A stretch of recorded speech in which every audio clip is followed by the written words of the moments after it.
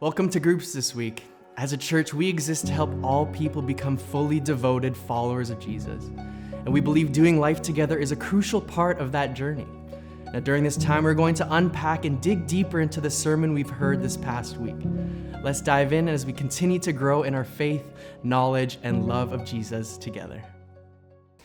Hey everyone, welcome to this week's community group discussion guide. I'm here with David and we're talking about Luke chapter 6 verses 27 through 36. And Jesus is talking about, he's still in his sermon, but he's moved into a new section here. Yeah, sort of a new section. It's an implication of the last section. Okay. Yeah. Cool. Yeah. He talks about loving your enemies is the big thing, eh? Well, yeah, he does. And I mean, this probably goes down as one of the toughest teachings that Jesus gives us. Yeah. It has to be. And I mean, it's interesting because it comes right on the heels of Jesus describing what this new life in him looks like, this gospelized humanity that's described in the Beatitudes. And so he'll talk about, blessed are the poor, blessed are people. Blessed are you when people hate you. Blessed are you who weep. And he's describing what this new life in him looks like. And then he goes right from there and he says, oh, and by the way, love your enemies. And again, this to me is one of the toughest teachings. And it's probably one of the most controversial teachings that we come across by Jesus in the Bible. Wow. So what does Jesus say is the reason for why we would love our enemies? Yeah, why should we love our enemies? Well, I mean, first thing we need to recognize is that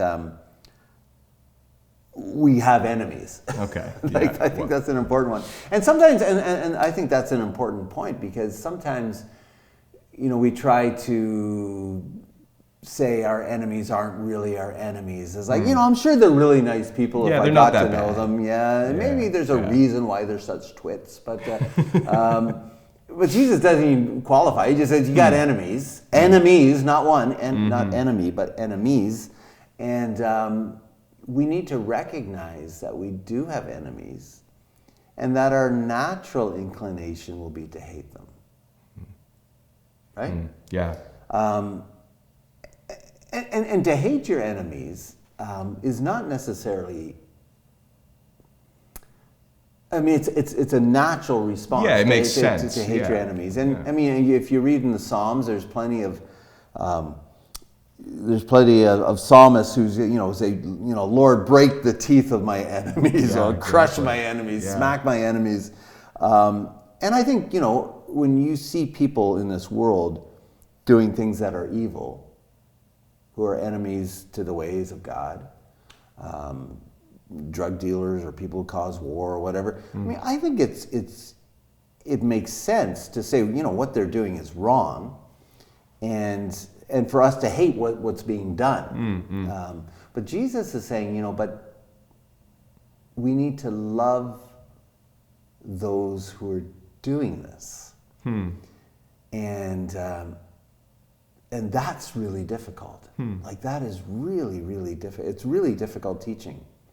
And I shared on Sunday, it was one of the first passages I came across when I first became a Christian.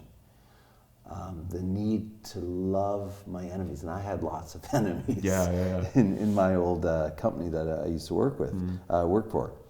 And so Jesus says, we need to love our enemies. And the reason why we do that is that when we love our enemies, we're living in the new way that Jesus is calling us to live. This new gospelized way of living, this way of living that turns the world upside down. And so it's challenging teaching, and yet we have to take Jesus at his word that this is something that we're called to do. And the type of love, when Jesus says love your enemies, is not just, it's a particular word. We probably all know it. It's the word agape, which is God's love. Oh, interesting. So we need to love our enemies with God's love. Yeah. So that's the challenge. And it's a response to this new kingdom that he's bringing. Bringing in. Yeah. It's interesting. So as you were saying, it makes sense to judge the actions of what someone's doing, evil actions, as wrong, and people that are moving against the ways and the kingdom and the working of God. But how do we do this? How do we love our enemies effectively when it's so easy to see their actions as part of who they are? Yeah, well, that's $1 million question. How do we do this? Well, first off, we don't do this on our own. If you try to do this on your own, as I always say, you're toast. And I remember trying to love my enemies on my own. And man, I kept starting to hate them again. And it's got to be the work of God in us that transforms us, that empowers us to love those we'd rather hate. And so this is where we ask for the work of the Spirit to work in us. And so I think we recognize that it is Christ in us that transforms us. The other thing is, I think we need to meditate on Jesus, because Jesus is not saying, hey, take my advice, I'll never use it. Do what I say, not what I do. Yeah, exactly. I mean, Jesus, he loved his enemies. When he's being arrested, tortured, Father, forgive them, for they know not what they do. He shows kindness to his enemies right through. And I think part of the way that we can do this is by meditating on Jesus' actions, and I think also by remembering that you and I were enemies of God. As Ephesians 2 teaches us, that we were enemies of God. We are objects of wrath. The Bible doesn't mince its words. And so you and I were enemies, and we were brought from being on the outside in because of God's amazing grace. And so part of representing Jesus is to show the same to those around us. Wow. Yeah. Yeah, that's so good.